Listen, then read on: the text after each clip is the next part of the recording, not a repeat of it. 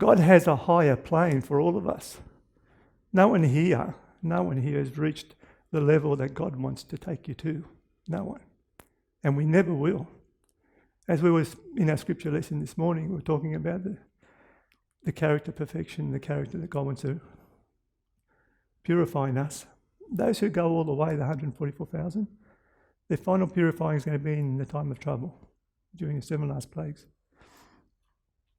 These people are going to be Seventh-day Adventists. Of that I can assure you. Because those that give the final message are the ones that God has selected and chosen, and He has a special message for them. We can be a part of that group if we so choose to do. What I want to share with you is the 3 main points of this doctrine of Daniel 8:14. You can see on the screen. This is definitely the pillar of Adventism. If it wasn't for this verse and the understanding of this verse, Adventism would not exist. And I want to say this, from the beginning, I'm going to clarify more as we go along. If it wasn't for Adventism, Daniel 8:14 wouldn't exist. Not that we have an effect on God's word. No. God had to have a people at the end of time to give this message. That's what God chose to do. Not because we have any part, but we play a part in it, but it's not our choosing. That was God's choice. He wanted a people at the end of time to give a final message to this world just before the close of probation. And that's why Daniel 8:14 and Adventism, they go hand in hand. You deny one, you deny the other. You accept one, you have to accept the other. In Amos chapter 3, we read that surely the Lord God will do nothing but He reveals His secrets unto His servants the prophets. We've used this verse many times and we understand it.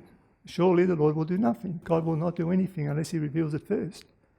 Do we believe this? Are we truly Bible-believing Christians that believe that before something major happens, God is going to reveal it? And then there's a few verses I'll just share now quickly. I'll run through them. All dealing with a judgment, a future judgment. The first one is in Acts 17, because He have appointed a day in which He will judge the world in righteousness. The book of Acts was written around 62, 63 AD, so it was long after the death of Christ. And as it's written, it's for a future time, this judgment. In the same book, and as He reasoned of righteousness, temperance, and a judgment to come. So it's future. In Romans, written around 56, 58 AD, Paul says that in the day when God shall judge the secrets of men by Jesus Christ according to my gospel. His gospel is a gospel that He received through Jesus Christ. And He had to unlearn everything He knew before in order to learn and understand the new gospel. He also says, for we know Him that have said, vengeance belongeth unto me. I will recompense, saith the Lord. And again, the Lord shall judge His people. I've just given you 4 verses. You can add dozens to it, but I'm not going to waste time on things which we shouldn't need to. Can we see from these verses that at least here we can tell there's going to be a future judgment of some sort? Can we at least put that aside?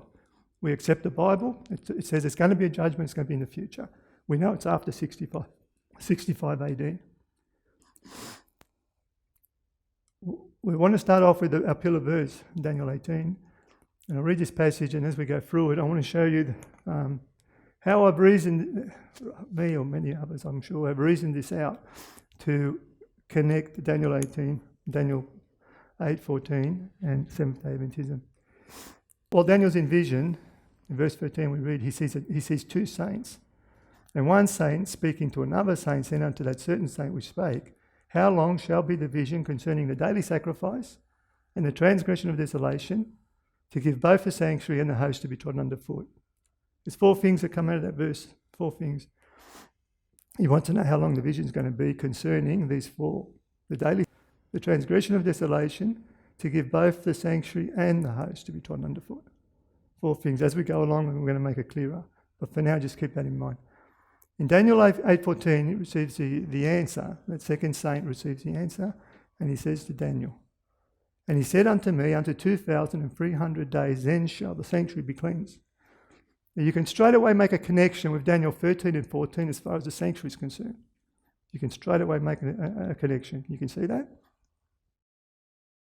Something's going to happen in 2,300 days, but we don't have a starting point for it yet. Something's going to happen which involves a cleansing of a sanctuary. But it's interesting, the verse says the sanctuary, not a. It says the sanctuary. So there's only one that it's referring to. And it came to pass, when even I, Daniel, had seen the vision and sought for the meaning, then behold, there stood before me as an appearance of a man. And I heard a man's voice between the banks of the Ulai, which called and said, Gabriel, make this man to understand the vision. I just want to ask you something, friends. Who is it that commands angels? Who's the commander of the angels? Jesus himself. And Gabriel is the highest ranking angel that we know of. He is the number one angel, took the place of Lucifer. So this is Jesus speaking to Gabriel, and he's going to give him a message. He's going to give him an interpretation. Just one thing too, by the way, that word sanctuary there, it's translated in the Hebrew as Kadesh, which is the same word used for the earthly sanctuary that we read of in the Old Testament. It's the same word. The interpretation of the vision is given by Gabriel, and he goes through those three kingdoms, world empires. He explains what they are. We'll have a look at that again a little bit more in a minute, but for now, I want you to see that. After he explains the vision, Gabriel says to Daniel, and the vision of the evening and the mornings which was told is true. He's making a point of telling him what I've just shown you is correct. Not that he should doubt, of course, but it's interesting that he makes a point as if an angel's going to lie to you, especially when he received the words from Jesus. Wherefore, shut up the vision, for it shall be for many days. So we'll leave it alone now, don't worry. We're going to speak about it more later. And no wonder, because Daniel, it sounds like he couldn't take much more anyway. He says, and I, Daniel, fainted and was sick certain days. Afterward I rose up and did the king's business, and I was astonished at the vision, but none understood it. So he's seen a vision, he's seen something happen, but he's saying he doesn't understand it. So it's not clear. And he's not in a condition to take it further, so this is going to be revealed a little later. This particular event here happened in the 3rd year of Belshazzar. In the 1st year of Darius, which was, I'm not sure, several years later, he has another vision. This is Daniel chapter 9. Now remember that he saw something, but he didn't understand what it was, and there was no timing given for it. 70 weeks are determined upon thy people and upon thy holy city. So straight away here in the first verse we see that, in verse 24, we see that there's a cut-off period given for God's people. There's going to be a close of probation for them collectively. God's giving them a certain amount of time to get themselves in order, get themselves right, and if they don't, they're going to be cut off. And it says to finish the transgression and to make an end of sins and to make reconciliation for iniquity and to bring in everlasting righteousness and to seal up the vision and prophecy and to anoint the most holy. Again, that word is Kodesh. Now, remember we saw the same word in Daniel 8:14. So there's a connection already of what this is referring to, where it's going. Then he says, know therefore and understand, Gabriel speaking, that from the going forth of the commandment to restore and build Jerusalem unto the Messiah the Prince shall be 7 weeks and 62 weeks. That's 69 weeks total. We know that a day for a year in Bible prophecy, and the principle is a day for a year. So 70 weeks is 490 years. Now, after 62 weeks, which is referring to the previous verse, shall Messiah be cut off. So now we're told a timing, a period, and an event. Messiah, Jesus, is going to be cut off. He's going to be killed. But he'll confirm the covenant with many for 1 week, and in the midst of that week he shall cause the sacrifice and the oblation to cease. This 1 week comes after the 69 weeks, and in the middle of that week he's killed. The oblation, the offering, was a sanctuary service, was going to come to its end, because the true offering, what it represented, what it typified, was going to be making the ultimate sacrifice. Now, an important point here is, we're going to prove a number of points in this talk, but the first one, and maybe you could make this the most important, because the evidence for it is so clear, this is not one that people can talk around, and that is the date of 457 BC. The going forth, or actual carrying out of the decree to rebuild Jerusalem, which is then Daniel 9:25, happened in 457 BC. Artaxerxes received the throne in 464 BC, and in his 7th year of his reign, the decree was issued. Have a look at the verse below, Ezra 7:7. Look at this carefully. It says, in the 7th year of Artaxerxes the king, and he came to Jerusalem in the 5th month, which was the 7th year of the king. That's the timing of when the children of Israel and the priests and the Levites, the singers and the porters and Nephimims all went to Jerusalem. The decree for this to happen was the 7th year of Artaxerxes, and we know for certain, and I'm going to show you more in a minute, we know for certain that his reign started in 464. We know that for certain. So less 7 years brings us to 457 BC. This date is indisputable. There are people led by Satan to try to confuse this as well. But from what I've seen and what I've searched, this you can't play with this date. This is as solid as you can get. You won't get a more solid date. For people to go against it shows the futility and the desperation that they have to try to disprove God's truth for whatever reason and whatever delusion they're under. But Daniel 9:25 goes on to prophesy that the Messiah would come to Israel 69 weeks, that's 483 years, after 457. And that's where we read earlier. Know therefore and understand that from the going forth of the commandment to restore and to build Jerusalem unto the Messiah the Prince shall be 7 weeks and 62 weeks. The street shall be built again, the wall even in troublous times. Now, to make it easier to understand what we've just said, because it can be hard to take it all in at once, I know. And if anyone watching this has only seen this for the first time, this might help. We've got a 2300-day prophecy. That's Daniel 8:14. We're told that the sanctuary is going to be cleansed at the end of it. And if we look at the timings of the periods we've just looked at in the preceding verses, what we found is that the decree of Ezra was in 457 BC. And that first timeline that you see on the chart, the blue one, 483 years, that's a 69-week period, which if you do the maths, it comes to AD 27. And that was the beginning of Jesus' ministry. That's how we understand it. That's how we understand that date also. But it is dependent on 457 BC. If the starting date's not correct, of course, you're not going to have a correct ending date, because the figures for the 69 weeks, that can't change. That's Daniel chapter 9. If we look at the 70-week period, the red line above it, takes us to the stoning of Stephen, or the end of the 1 week where Jesus was crucified in the midst of. So that's AD 34.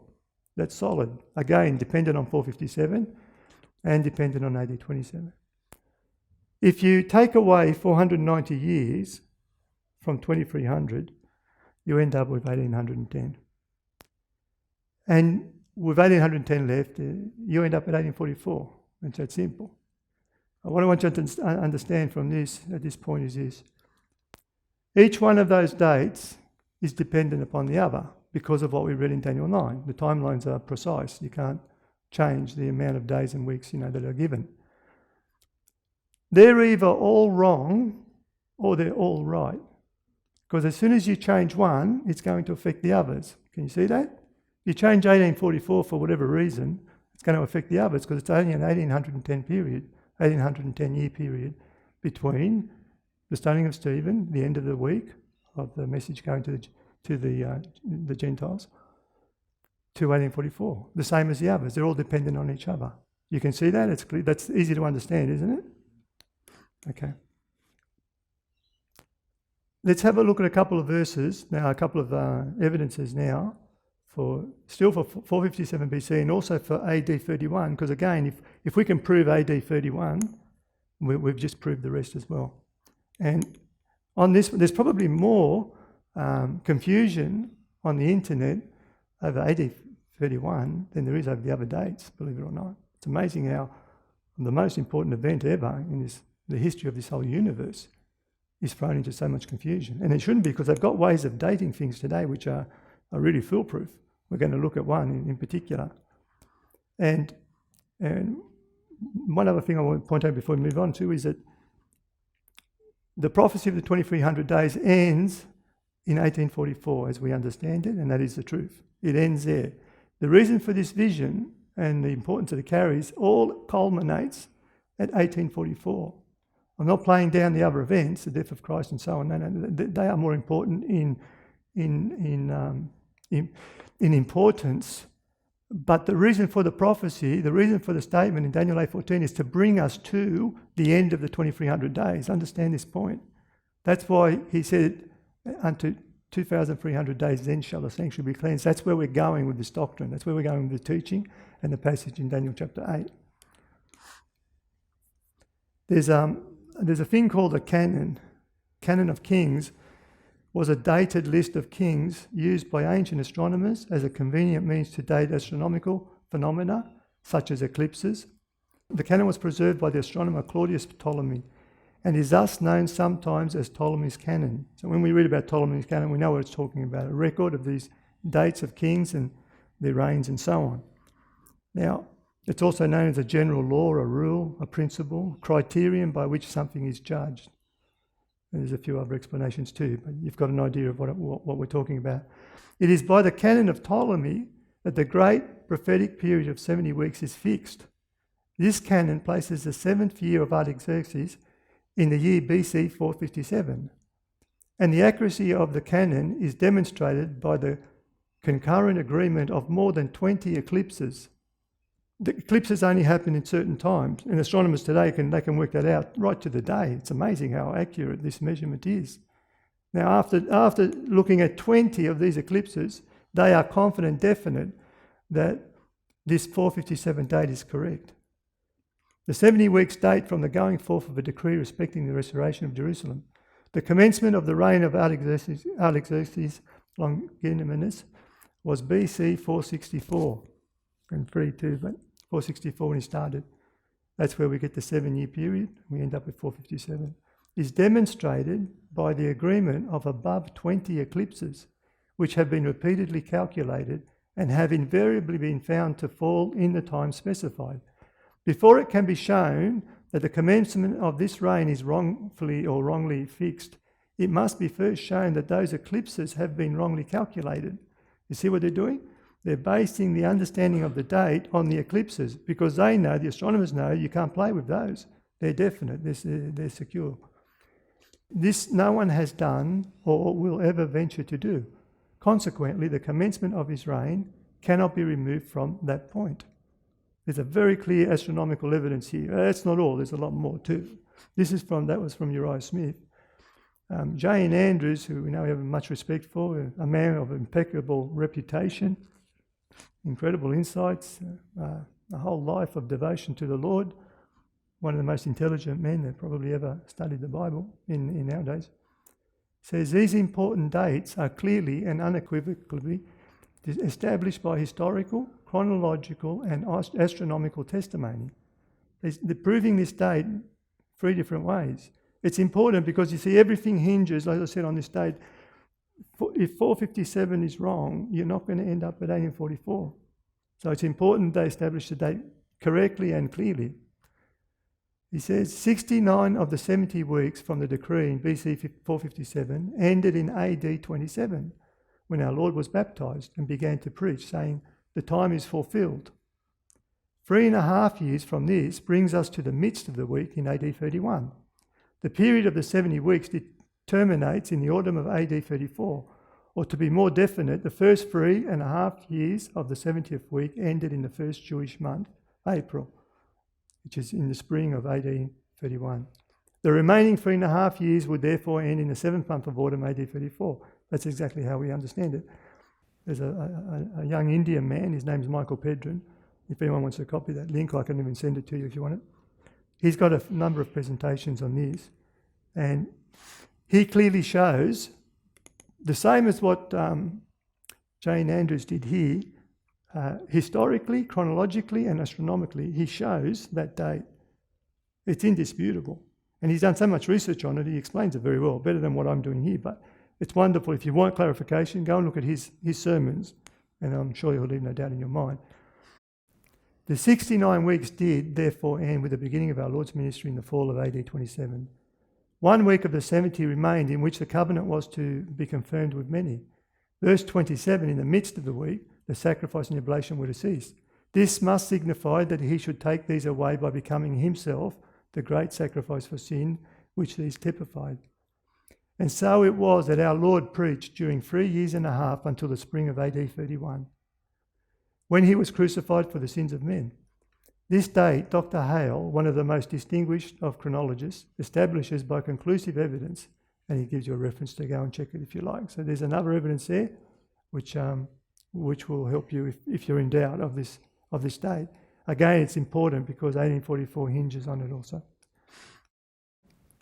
In this year, this is Uriah Smith again, and in this day, agree also the Council of Caesarea. He goes through and names another 12, 13 in all, references, and he says this: here then are 13 credible authorities locating the crucifixion of Christ in the spring of AD 31. 13 reliable authorities. We may therefore set this down as a fixed date, as the most cautious or the most sceptical could require nothing more conclusive. So the most sceptical, he can satisfy himself here because these are reliable. There's 13 of them. And some good historians here. So we'll just go back to the chart again. And we look at these dates again. Remember these dates. 457 BC, the decree went out. 69 weeks took us to AD 27, the beginning of Jesus' ministry, his baptism. The middle of that week, AD 31 was the crucifixion. AD 34 was the close of probation for the Jews collectively, and the gospel going to the Gentiles. And AD 44 was, I can say now, and we'll clarify this more, was the beginning of a judgment. Because when we look and see what happens in the sanctuary, not only the earthly, but what it was representing was what's happening in heaven. The cleansing of the sanctuary was performed on the Day of Atonement. It was once a year.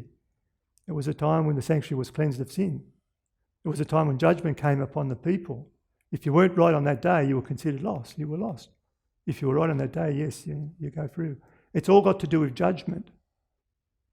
It's all got to do with atonement.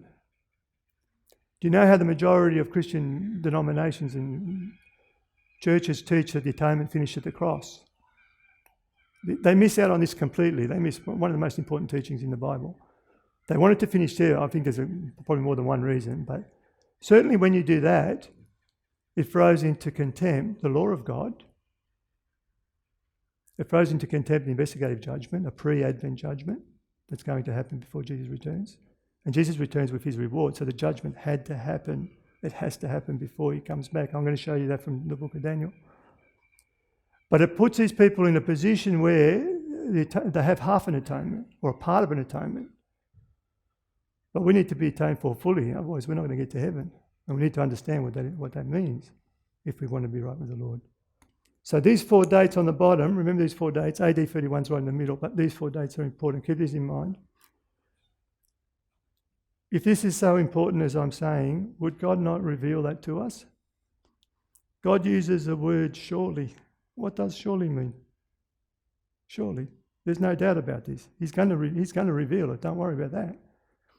And I believe that already now, at this early stage of the talk, the Lord has already revealed a set date of 1844, because we know we can conclusively prove 457 BC and AD 31. There's no question about it. Now look at this chart here. I'll go through this more slowly, hopefully not miss anything. If you see that the middle of the chart, that horizontal line in green, it's separating the point on these chapters where the judgment happens. I've done that on purpose just to show you how it changes. Now, if you look at Daniel 2, the first column, we know Daniel 2 quite well. It talks about there's 4 earthly kingdoms, and then the stone which came and broke them up. But they're represented as metals. The first part of Daniel 2 is a dream. The second part is interpretation by Daniel. The kingdoms are there. Those metals are then defined as kingdoms, so we know they're world kingdoms. The last one is God's kingdom. You see that? This doesn't change all the way through, but I have to point it out for a reason. Now look at Daniel 7.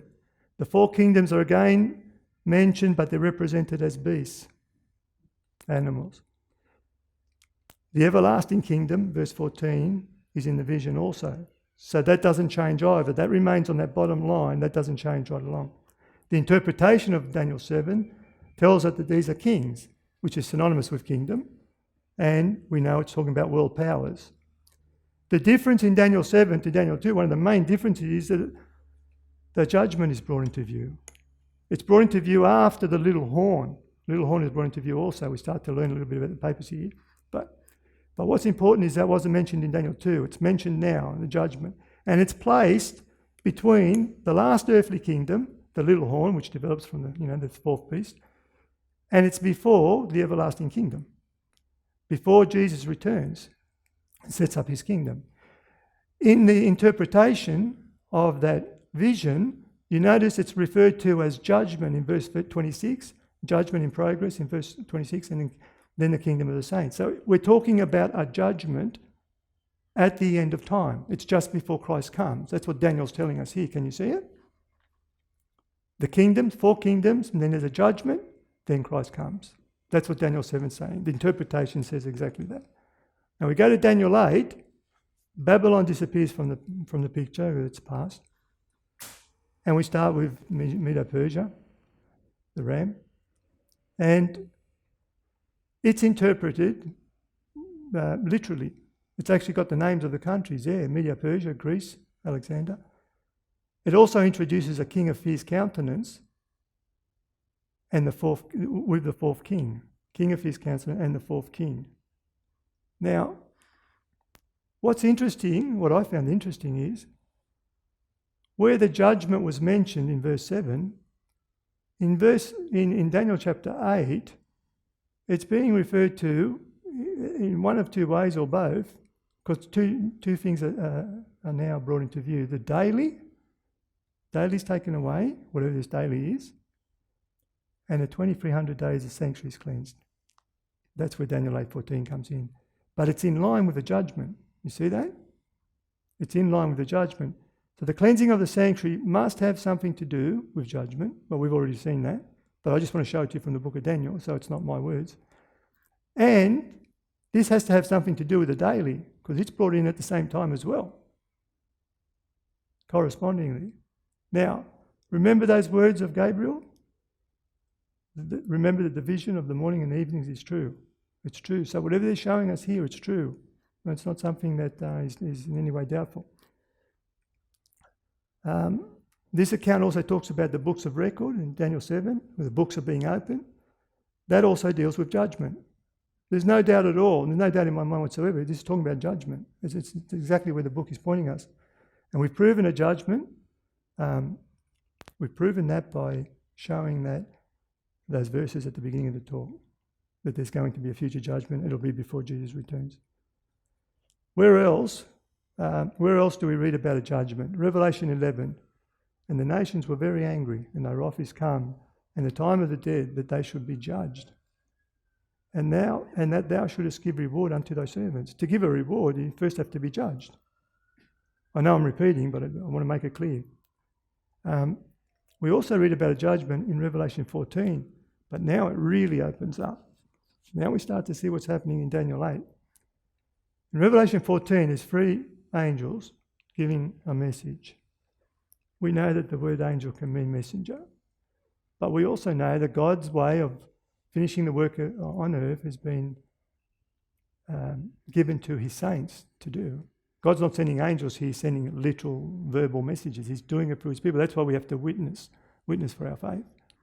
Now, it says in verse 7 there, saying with a loud voice, so this is not a quiet message, it's something that's going to shake people, shake the world, it's going to have an effect. It's not something that happened in the back page of a newspaper. It says, saying with a loud voice, fear God and give glory to him, for the hour of his judgment is come. Very important. We read earlier in Daniel 8:14, and we've established that a judgment has to take place before Christ comes. Now we're reading that a judgment has taken place, or it has come. At least you can understand that at least it started. At least it started. Because we were told it was going to happen. Now we're being told that it's happening. Now, a very easy question is, if 1844 is a cleansing of the sanctuary, and that has to do with the judgment, who are the only people on earth that we know of who in 1844 and after were giving a message of the judgment? Who are the only people that we know of? The Adventists. They're the only people. I don't know of any others. I know there could be little lessons here and there of judgment, sure, but I'm talking about something that moved the world. I'm not talking about the back page newspaper ad. Something that moved the world. And we're going to see some testimonies soon to show you just how much God was moving. That happened in 1844. And I think I can even safely right now say what happened in 1844, when we read his testimonies, you're going to see what happened then literally proves the prophecy of Daniel 8:14. Not that we can have an effect on the Bible, because the Bible is telling us what's going to happen. The Bible predicts the future, not the people. But what we did proves 1844. It proves Daniel 8:14. It proves it because it actually happened. And it didn't happen amongst any other people. And we had the right understanding of what the cleansing of the sanctuary meant. That judgment is still going on, and that work of delivering that message should still be going on now too.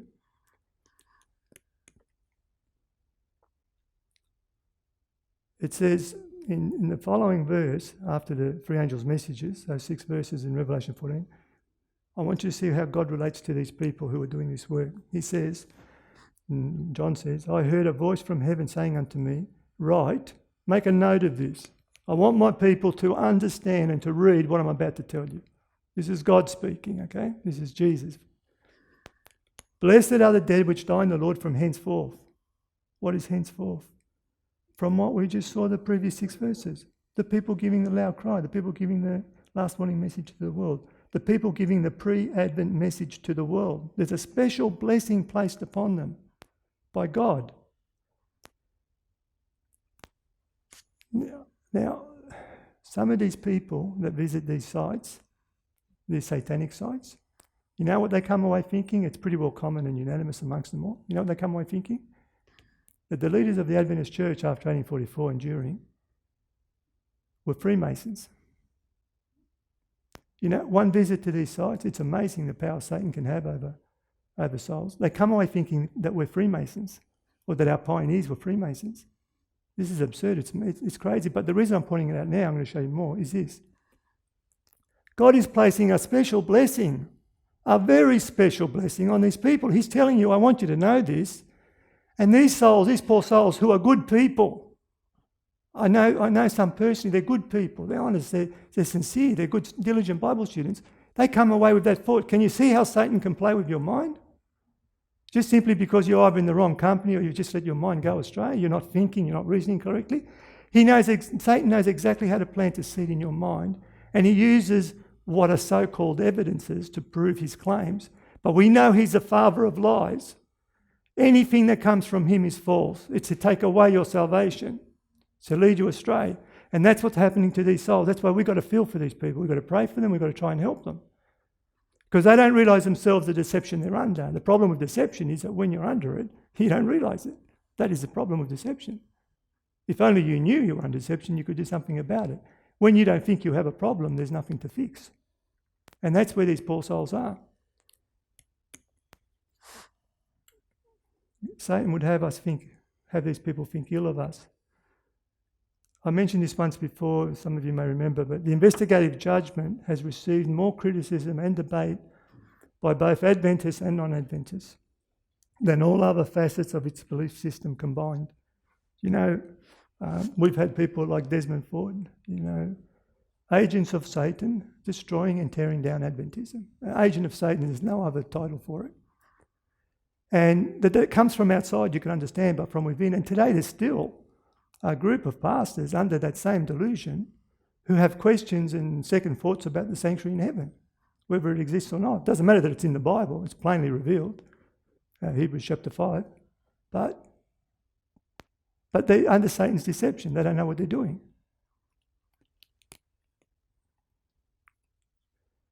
Those who first accepted the doctrine of investigative judgment, these were the true Adventists,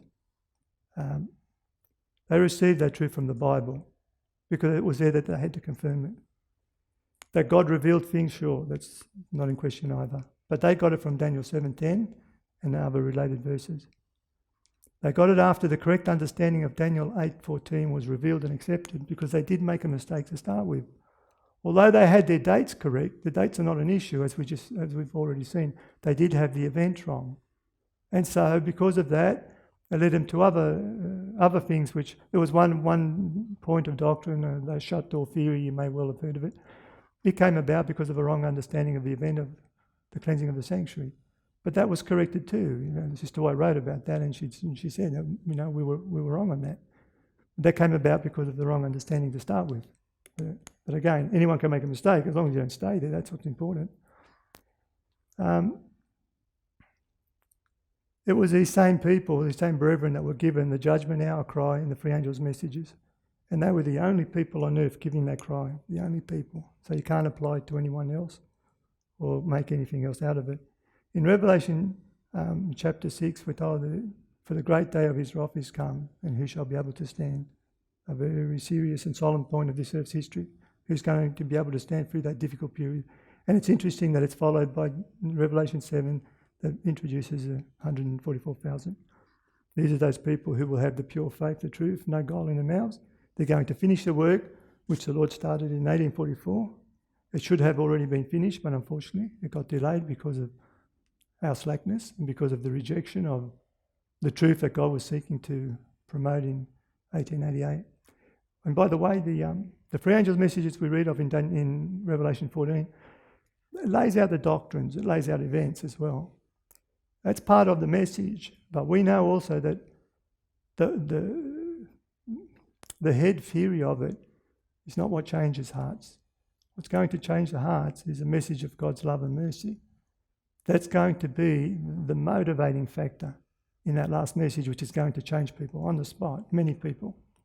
And that message started to be given in 1888. It started, and then it was stopped, and it's still to come. But I don't know that we're far away from that now, to be honest. That first angel's message, remember, it said, for the hour of his judgment is come. I don't know if I mentioned this, I better repeat it. Just logical reasoning would tell you, from reading this, that message cannot be given until it happens, until the judgments come. It's telling you, is come. If I come to you and tell you the judgment has started, it's come, it means present tense, it started. It couldn't be given before 1844. Do you understand? It can't be given before because it hasn't come yet, it hasn't started.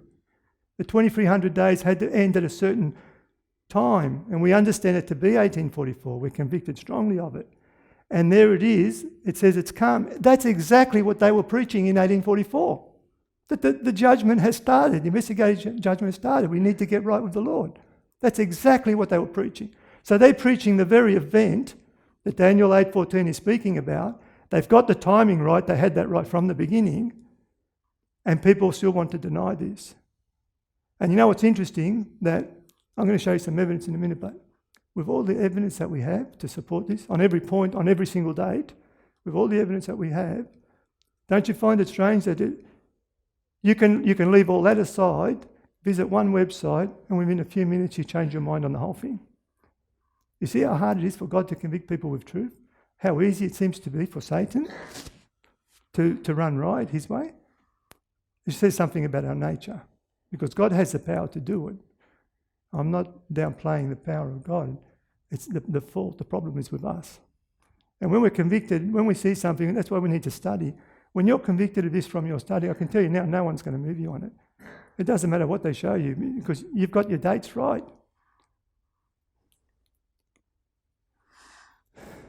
1844 Adventists were the people God chose to give the message. That came to pass. The actual event proved the prophecy.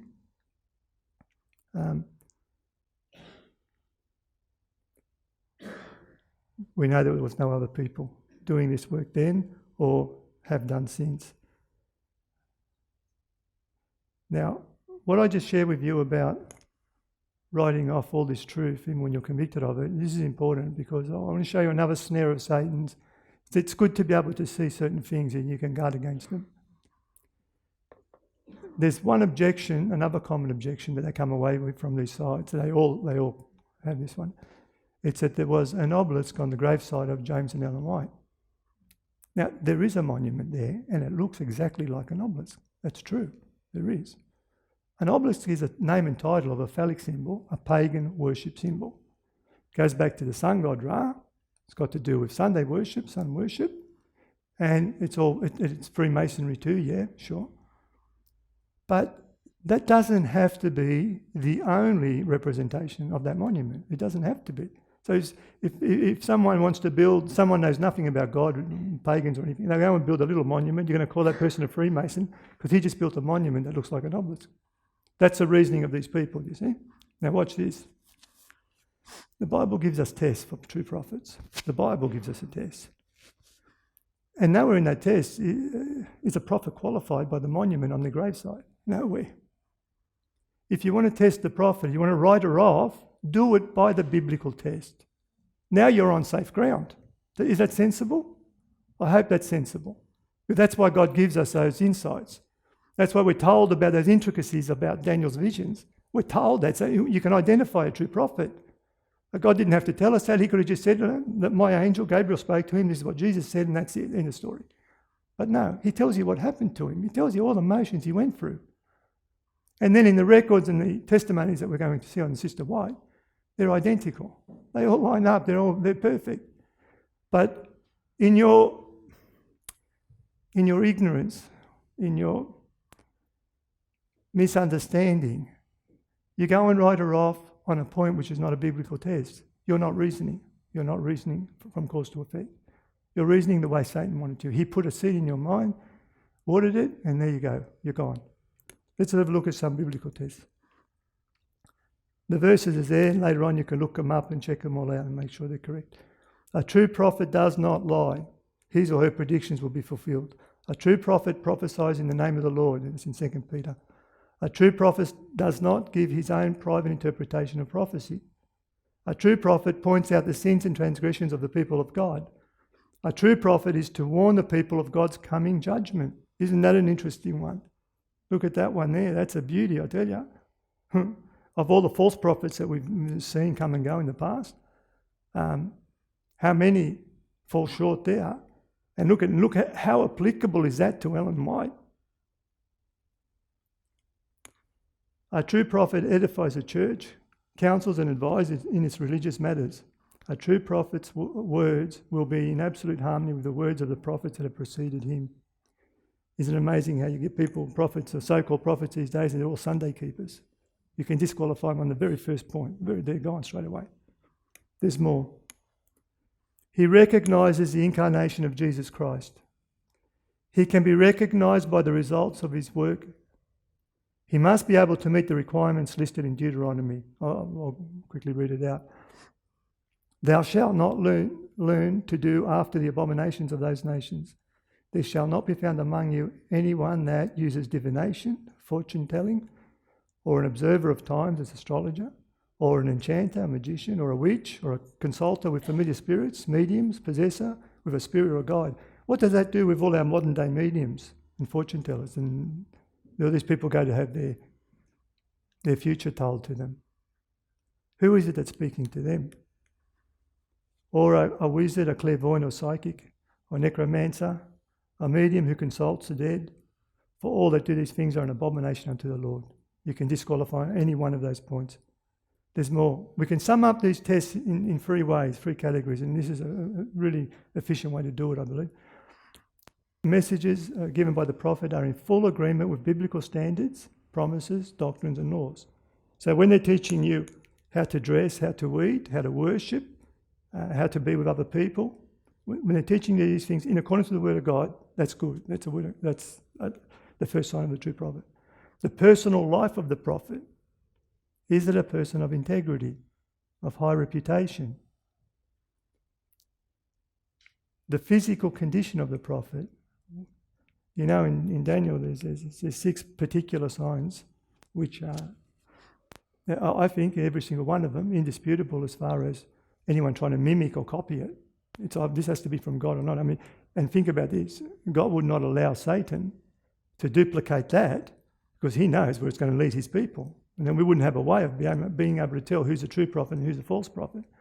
But if God gives us the biblical tests on the physical aspects of the prophet, and they come to pass, and we can prove them, I believe you're on safe ground. You're on very safe ground. We'll have a look at just a few. There's so many. I mean, you could be here for days. But anyway, if we carefully read Daniel 10, 8 to 19, you'll see these 6 physical signs. They are The prophet loses his strength and falls to the ground in a deep sleep. Despite the sleep, he hears a voice speaking to him. In the vision and at the times, in physical action, the prophet arises to his hands and knees and then to his feet when the being touches him. At first he is dumb, but when his lips are touched, he is enabled to speak. Throughout the vision, he is without breath of any kind. His breathing totally ceases. Strength is given him during the vision. This is a beauty, this one, this strength during the vision, his eyes are open. I'm just going to read you now, keep these in mind. I know it's a bit quick, but look at some testimonies of Sister White in vision. And if you know of anyone else that meets this standard, if you know of anyone, I don't know of anyone that even comes close. I think God has put a safeguard in place here that is secure for us, leaves us no doubt. It's interesting that a consistent number of Ellen White's visions took place in public. But this is not a report in a closed room, it's in public, right? In this way, the biblical tests could easily be applied, and they were. When God calls a prophet, he sees to it that opportunities are afforded for people to test that prophet and know whether he is of God. One who claims to receive visions of God and to be a true prophet will, for example, have visions from time to time in public so that others can see that for 10 minutes to 3 hours or more, he is without breath and gives no sign of breathing. And yet, although unconscious to all around him, the one receiving the vision can move easily about the room if he stands up and walks. And he has a superhuman strength far beyond the capacity of anyone else to overpower. You've all heard the testimony, and it was proven. There's a Bible many of you would have seen in Ellen White's Sunnyside up in Currumbong. It's a big Bible, and just without exaggerating, I'm thinking it's about maybe this wide, about this high, and it's about that thick. Very, very heavy. They say that it's nearly a replica of the one in the White Estate in America that is the actual Bible that she held up for half an hour with one arm stretched out like that. That's how she held it, right? A weightlifter, a man, could not hold that Bible for more than 15 minutes. Not more than 15 minutes. But more than that, on another test, 2 men tried to move Ellen White's arm stretched out while she was in vision. 2 men. They couldn't budge it. Could not budge it. It seems as though there's a power that comes upon the prophet, power of God, that has no, is not receptive at all in any way to human devising. These tests, I don't know about you, but when I hear things like that, I find that really amazing. I'm thinking she's only a human being. She's only a little frail lady. Surely you can move her. Surely you can budge. When she was without breath, many times, not once, but many, many times, people would do things. They'd put a candle in front of her. They would close her lips. They'd block her nose. They'd do all sorts of things just to make sure that it's true that she wasn't. And they could never, ever get her to breathe or find her breathing. They just couldn't do it. The tests were applied. These people that say they believe the Bible, which is good, I hope that they also believe testimonies of Christians, of reputable Christians, and Christians and events which are from eyewitnesses. Because if at any point in time, I know that you can be misled, you've got to be careful what you believe, I understand that. But when a person is of good reputation, and by his fruits you know him to be right, I hope that the testimony at least is considered, if nothing else. There was one lady that knew Sister White well, her name was Martha Madden. She says, as one who has frequently observed her in vision, knowing the company of people usually present, all deeply observant and believers in her exercises, I have often wondered why a more vivid description of the scenes which have transpired has not yet been given or not given. I think exactly the same thing. When I read about all the amazing things that happened to Sister White when in vision, I think, wow, we should have books on that. It should be published prolifically because it's just such an amazing story. To me, it encourages me. I don't know how it relates to you. In vision, her eyes were open. There was no breath, but there were graceful movements of the shoulders, arms and hands, expressive of what she saw. It was impossible for anyone else to move her hands or arms. It was impossible. She often uttered words singly and sometimes sentences which expressed to those about her the nature of the view she was having, either of heaven or of earth. There's this wonderful book written by this lady, Matilda Erickson Andros. She lived in the 1880s, born in the 1880s. It's called Story of the Advent Message. This is one lady who's gone to the trouble of compiling many of her experiences which prove her to be a true prophet. It's a wonderful book. I haven't read it all, but from what I've seen, it's beautiful. And I'm thinking, if you need more evidence, I know some people are not easily convinced, sure, go and read this account of this woman. For the skeptics. Over the years, many physicians carefully examined her while in vision. One was Dr. Brown of Parksville, Michigan, a medical doctor who was also a practicing spiritualist. Hearing of her visions, he declared confidently that they were from spiritualism, and that if he could examine her while in vision, he would be able to prove it, for he would quickly get in contact with a floating spirit guiding her and then directly control her himself. Soon he had the opportunity. On January 12, 1861, Ellen spoke at a meeting in Parksville. As it was concluding, she was taken off in vision. Those present mentioned Dr. Brown, so he was asked to come up and examine her. John Loughborough wrote this account. Before he had half completed his examination, he, Dr. Brown, turned deathly pale and shook like an aspen leaf. Elder White said, "Will the doctor report her condition?" He replied, "She does not breathe," and rapidly made his way to the door. Those at the door who knew of his boasting said, "Go back and do as you said you would. Bring that woman out of the vision." They knew that he couldn't, so they're challenging him. In great agitation, he grasped the knob of the door but was not permitted to open it until inquiry was made by those near the door. "Doctor, what is it?" He replied, "God only knows. Let me out of this house." Amazing, huh? Now he's a skeptic. He can't answer it. He doesn't even know what to say, totally, because he's thinking it's a fraud. And look at the effect. And now, you know what? When you read the testimony of a believer, a friend, you think, oh, that's his friend. He's going to say whatever he wants. He's going to support this prophet. This is an opposer, friends. It's coming from an opposer. Isn't this a stronger witness? He went there to disprove her. I mean, he may not have known he was going there for that reason, but that's how it turned out. But he got the opportunity, and he certainly failed. If the physical test is proven, if the message is true and confirmed by God's word, why would you fight against the people who are giving it? Why would you not want to be in association with these souls? And even more, why would you fight against and speak against the two who most suffered and worked for the building up of this cause? Remember, these are people who have a special blessing placed upon them. God looks upon them favourably. You want to speak bad about these people? You better be careful, because you might be able to repent and come back from that. The Lord says, "Touch not mine anointed." So you better mark his words. The first vision Ellen White received was in 1844 at the age of 16. Right on time for the message of the hour. Right on time. God raised her up in the same year. 16 years old. Very little education, as most of you would know. And she made scientific statements long before science would verify them. You can't say she got that from her studies, because she didn't do any studies. These include statements to do with fats and heart and blood disease, prenatal influences, the beneficial effects of sunlight, the perils of medical and non-medical hypnosis, the dangers in living yeast, electrical currents in the body and plants, as well as others that anticipated science. Do you know that the Mayo Clinic was considered, like the most advanced hospital of its type in the world 100 years after Ellen White, 100 years later? They discovered electricity in the brain 100 years later. They were the most advanced hospital. Isn't that amazing? 100 years later.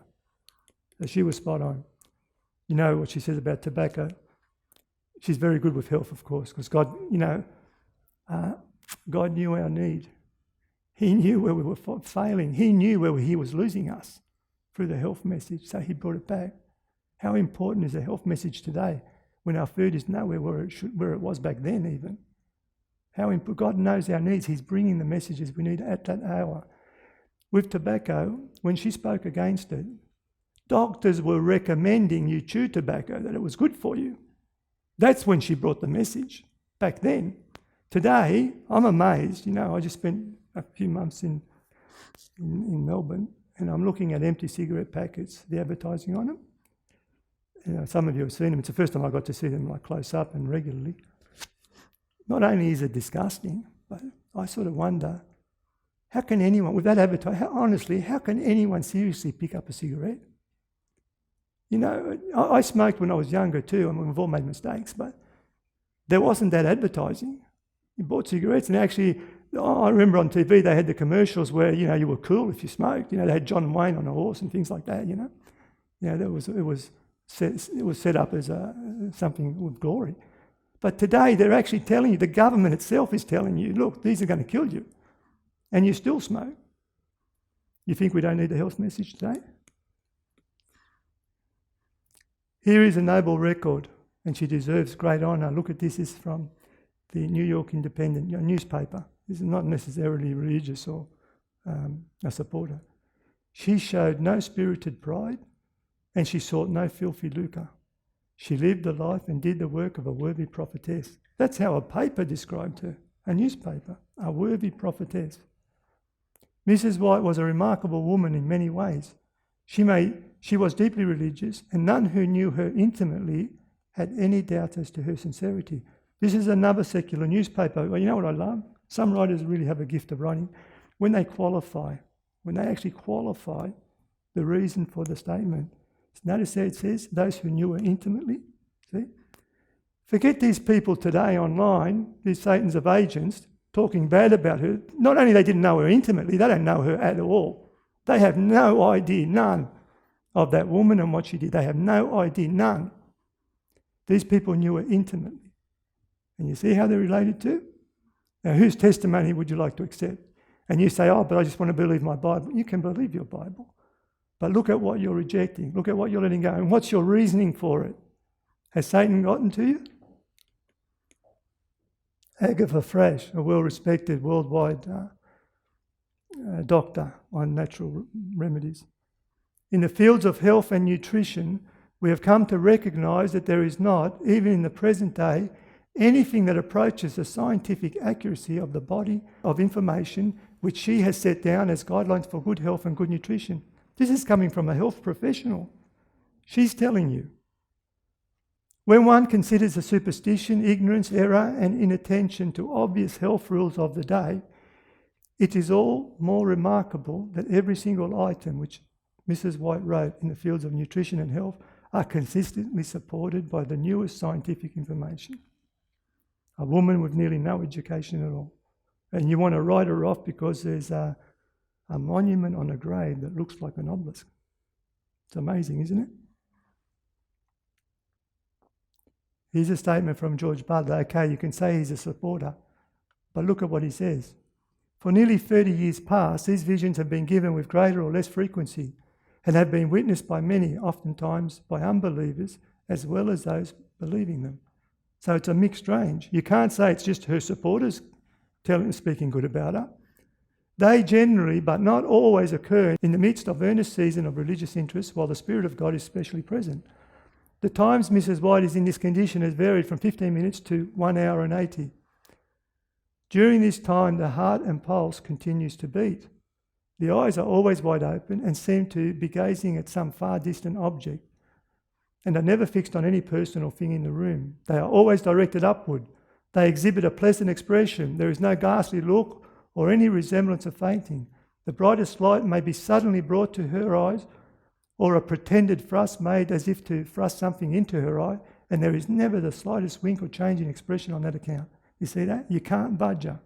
It's paranormal. This is not normal. Whatever power is controlling her, humans have no effect on it. While she's in vision, her breathing entirely ceases.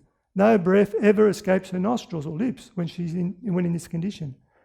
This has been proved by many witnesses, among them physicians of skill and themselves unbelievers in the visions, on some occasions being appointed by a public congregation for that purpose.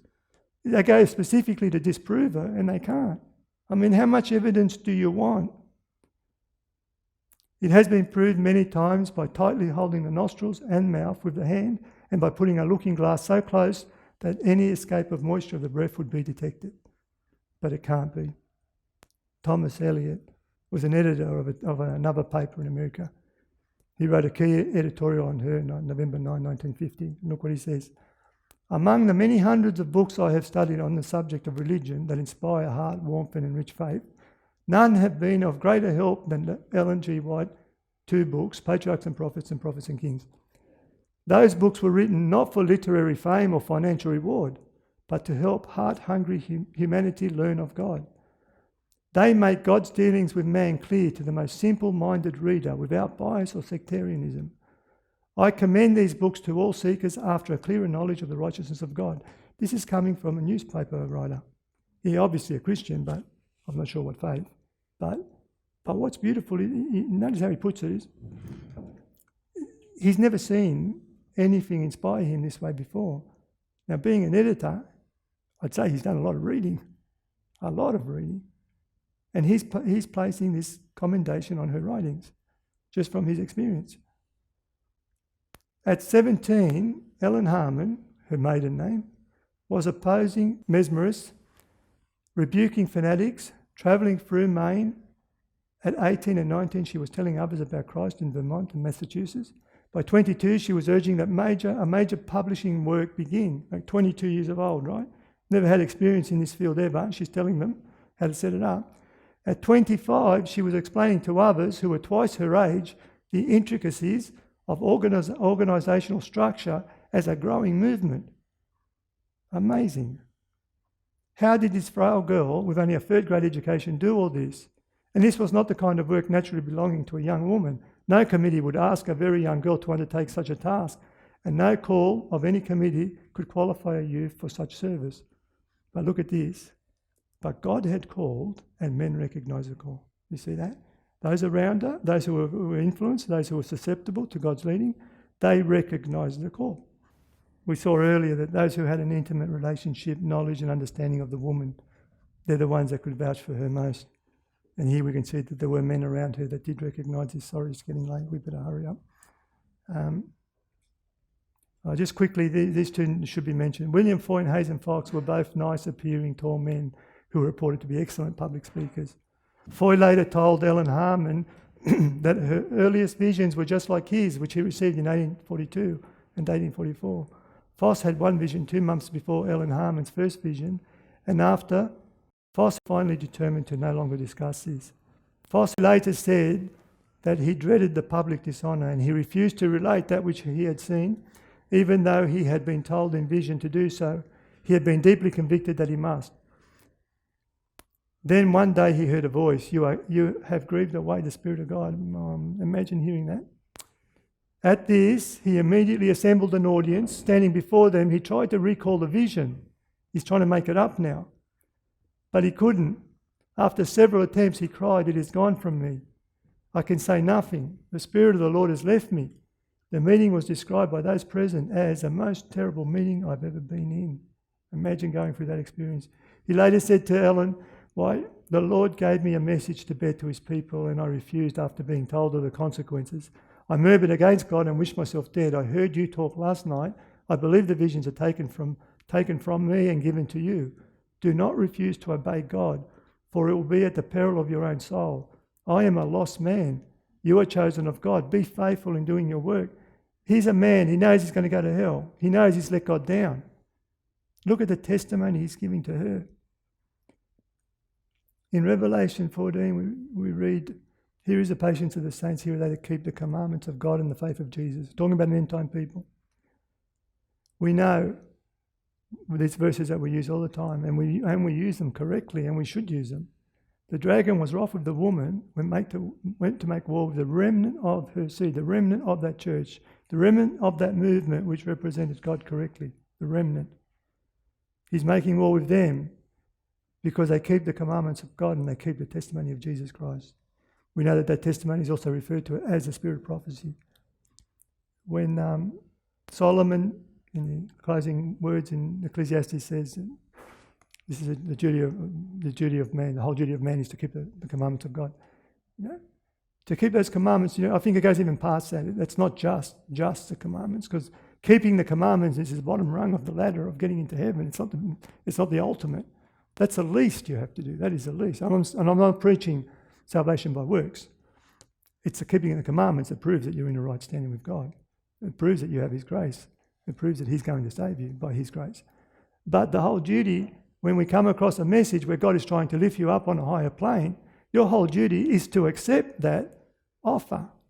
It's to walk with what the Lord is showing you. It's to go that way. It's not to reject it. And at some point too, you have to also decide in your own mind, if those testimonies written by Sister White, they are from Jesus Christ, yes or no? Are they from Jesus Christ? Forget the prophet for a moment. Just forget her, right? She's saying that the message was given to her in vision by Jesus. Is it from Jesus or not? Forget the woman. Forget the monument on the grave. What's that got to do with it? Is the message from God or not? Did she forecast things 100 years before they happened? Did she do it correctly? Did she give right counsels? Did she edify the church? Did she have paranormal experiences in her visions? She passes all the tests, all. For those who believe in their Bibles, they will believe in the Ten Commandments, they'll believe in the judgment, because we saw the verses. They're not going to deny them because they're Bible-believing Christians. Please tell me, when does that judgment take place? Tell me. You're a Bible-believing Christian, you're confident of your faith, tell me. When is that judgment going to take place? Because God will do nothing but he revealeth it by his prophets. Then please tell me, when is that judgment going to take place if you don't agree with what I'm sharing? You believe your Bible? Okay. You believe that the one who ascended up on high gave some apostles and some prophets? Do you believe that? You'll say, yes, of course, there it is. It's in the Word. It's true. I believe it. Do you believe it's for the perfecting of the saints, for the work of the ministry, for the edifying of the body of Christ? Yes, of course, I believe that. I believe the Bible. And if God is going to give these gifts until we all come into the unity of faith, you Bible-believing Christian, do you believe that he's giving those gifts now? Because if you do, as the Bible says, and you say you believe the Bible, then please tell me who has that gift. The gift of prophecy. Who has it? And don't tell me that it ends in Revelation, because we haven't started to begin to understand Daniel and Revelation. We know some, sure. We have more light than other denominations, sure. We have clear evidences because the Bible explains itself. But we don't understand it all. We don't. There's a lot more to come. We're told this, and we're also told that this is given so that we're not tossed to and fro and carried about with every wind of doctrine by the sleight of men and cunning craftiness, which is what we see on these websites I'm describing to you, whereby they lie in wait to deceive you. That's exactly what they're doing, and succeeding at it too, may I say. But I hope the Lord will turn this around, especially for our sisters. And friends, just one thing very important now. Up till now, I've shared with you about Adventists and their opposers in 1844. I want to share with you now some statements which show you the momentous importance 1844 carried. It wasn't just Adventists. That God had people all around the world giving an Advent message. The judgment was going to happen, that Jesus was going to return soon. Again, there was a common understanding at the time that the sanctuary was this world, this earth. And that's where they erred on the event. They understood the sanctuary to be earth and made a mistake. But as I said, they corrected it and they moved on.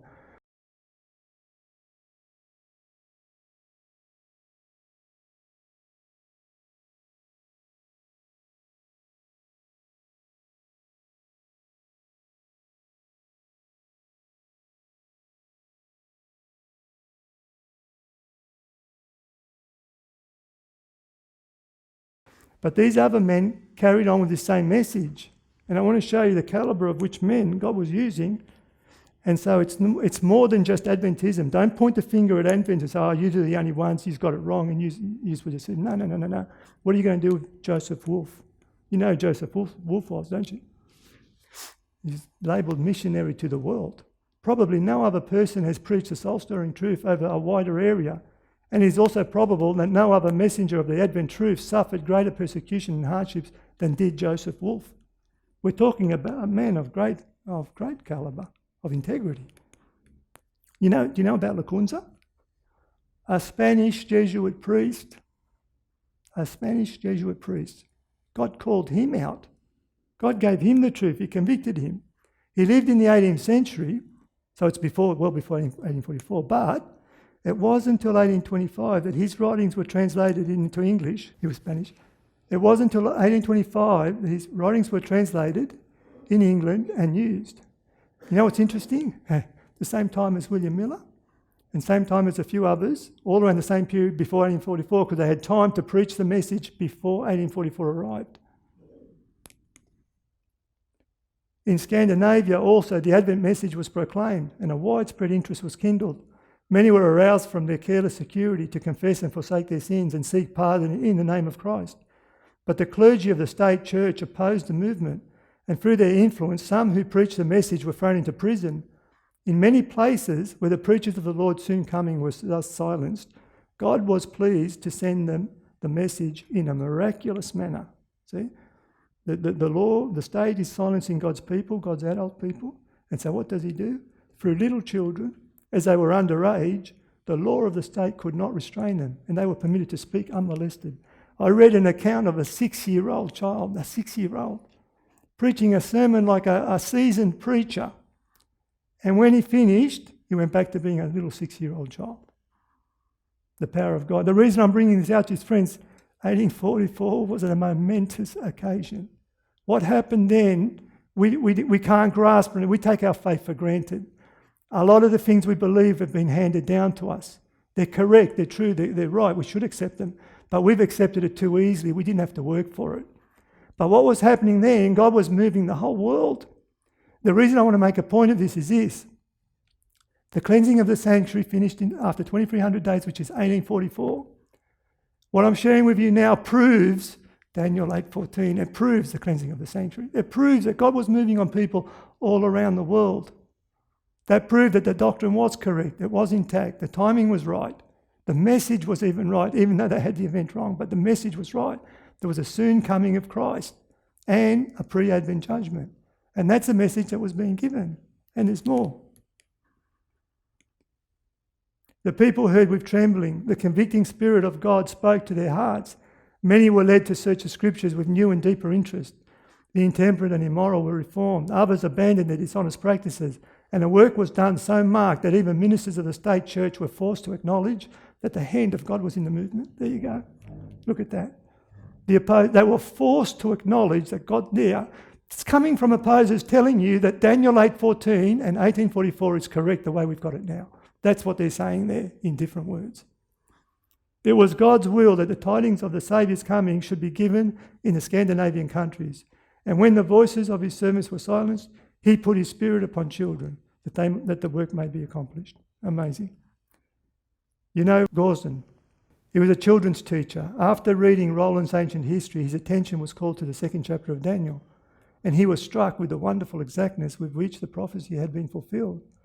This beginning finally led to a clearer faith. This is a man that reached people through children. He said, if I can reach the children and they can understand it, then their parents and those influenced by them have no excuse not to understand. When people said, you can't understand revelation and prophecy, he taught the children the prophecies. He taught the children. And the children did the work of the Lord. The Lord blessed. Bengal. This fellow is German. Yeah, Bengal's writings have been spread throughout Christendom. His views of prophecy were quite generally received in his own state of Württemberg, and to some extent in other parts of Germany. The movement continued after his death, and the Advent message was heard in Germany at the same time that it was attracting attention in other lands. At an early date, some of the believers went to Russia and there formed colonies, and the faith of Christ's soon coming is still held by the German churches of that country. Amazing, isn't it? Amazing. That's right. I'm pretty sure Gordon was French, and he went to France and to Switzerland with his message.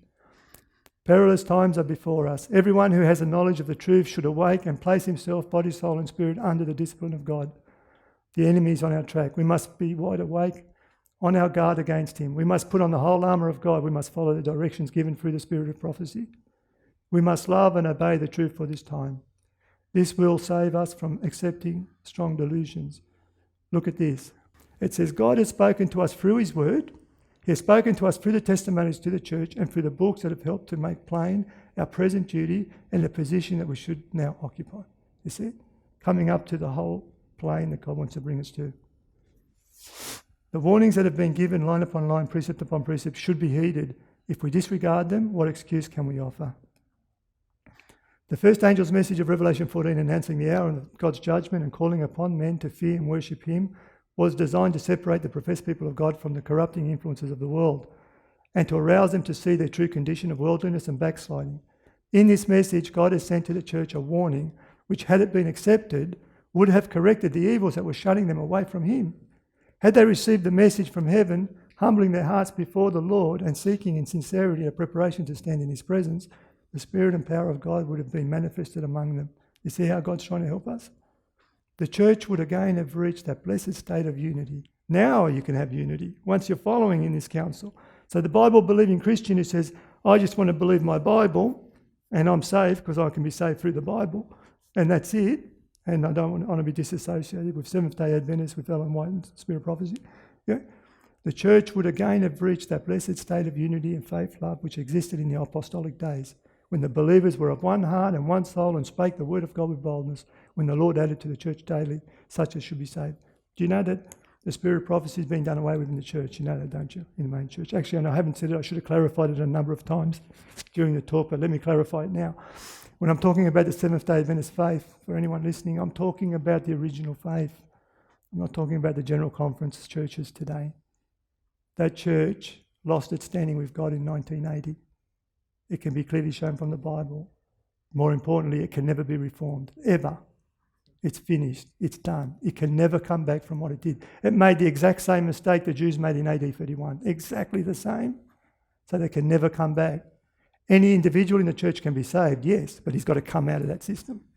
He's not going to be saved in that system because that system today is Laodicea.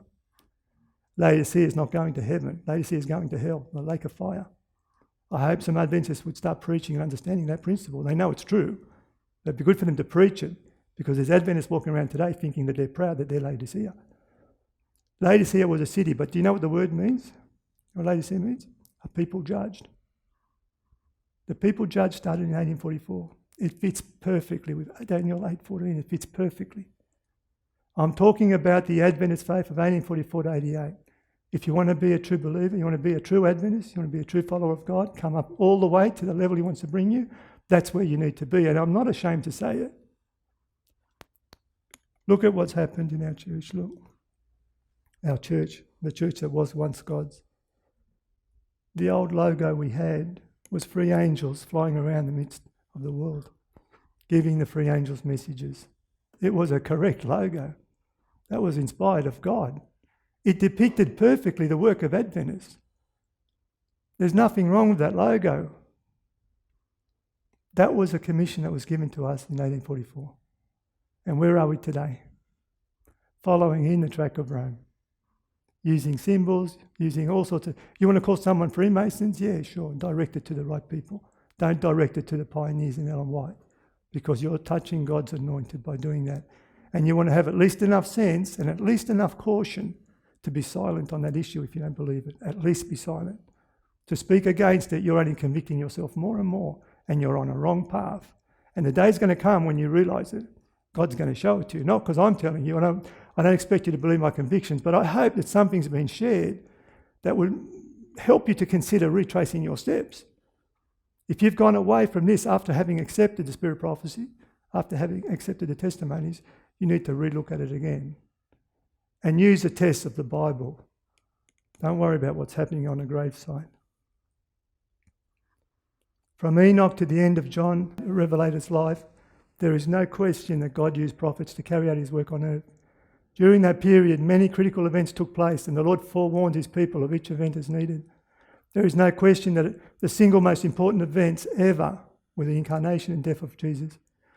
And that was prophesied clearly. After these events, the next most important event that will occur on this earth is the second coming of Christ. That's going to be the most incredible event. To be alive at that time, to see that coming, I'm telling you, friends, nothing will be greater.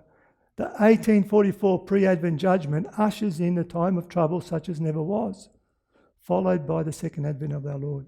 You see the work of the three angels' messages and the pre-Advent judgment message. It's got to happen before then. It has to. And Jesus comes with his reward. Only one group of believers worldwide are privileged with the finer details of this message, which must go to the world. And that's where people like us will hopefully play our part. In this earth's entire history, and this is a statement I want to make to our friends that have gone astray. This is not inspired, this is just my words, but I believe I can support them. In this earth's entire history, never before now has there been a greater need for a true prophet of God. The confusion that exists in Christendom now is more than ever before. We know just how bad that is, that confusion. Satan has really mastered confusing God's people. Not just other denominations that didn't follow Jesus into the most holy place in 1844. Not only that, amongst ourselves, the Adventist church is gone. We've got our own brethren that are of the faith. Confusion amongst them. Satan is a master of confusion. He's got the world so confused, it's not funny. We need to get serious about our faith. We need to get serious about the messengers the Lord has sent, the ones that have been tested and proved by His holy word. There may be a few souls on this earth that through their Bibles accompanied by God's Spirit have a correct understanding of doctrine and prophecy. I don't doubt that. But they are so very few. The rest of the masses only follow man and denomination. Most of the isolated are easy targets for Satan because they do forsake the gatherings. I know some people have bad experiences and it forces them or it encourages them to stay out of the church, stay away from people. You know, sometimes things happen and you feel like that. But that's not what God admonishes us to do. A non-canonical prophet deals with current situations, and that is the purpose of his or her raising. The messages given through true prophets are messages from God, not the prophet. The prophet's purpose is to deliver God's message. And when it's all said and done, friends, when this message of the pre-Advent investigation and judgment is all done, it'll be the close of probation. Those that are holy will still be holy, righteous still be righteous, filthy and unjust will remain as they are. And the message that we give is going to play a part in the deciding of these people's eternal destiny. That's how important 1844 is. I hope that there was something there that it would encourage you, and I pray for these souls that are being misguided. I just hope that there's a way to draw them back, because there's not a doubt in my mind, not a doubt. The people that are going to finish the work on this earth are the people that have got the message of the cleansing of the sanctuary. Let's kneel and we'll pray.